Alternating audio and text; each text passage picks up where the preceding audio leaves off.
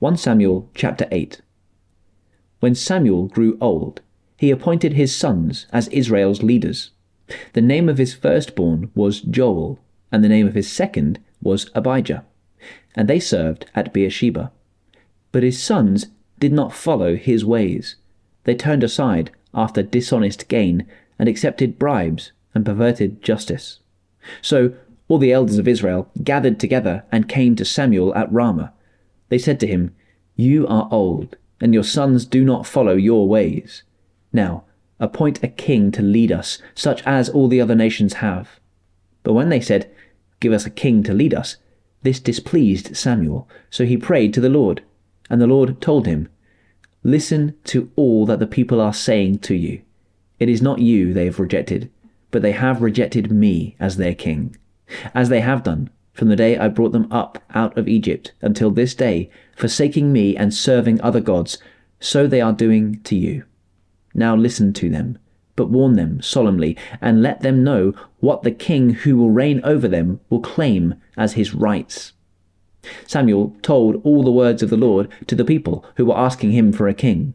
He said, "This is what the king who will reign over you will claim as his rights. He will take your sons and make them serve with his chariots and horses, and they will run in front of his chariots. Some he will assign to be commanders of thousands and commanders of 50s, and others to plough his ground and reap his harvest, and still others to make weapons of war and equipment for his chariots. He will take your daughters to be perfumers and cooks and bakers. He will take the best of your fields and vineyards and olive groves and give them to his attendants. He will take 1/10 of your grain and of your vintage and give it to his officials and attendants. Your male and female servants and the best of your cattle and donkeys he will take for his own use. He will take 1/10 of your flocks, and you yourselves will become his slaves. When that day comes, you will cry out for relief from the king you have chosen, but the Lord will not answer you in that day." But the people refused to listen to Samuel.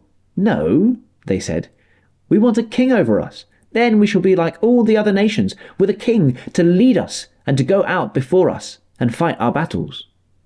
When Samuel heard all that the people said, he repeated it before the Lord. The Lord answered him, "Listen to them and give them a king." Then Samuel said to the Israelites, "Everyone go back to your own town."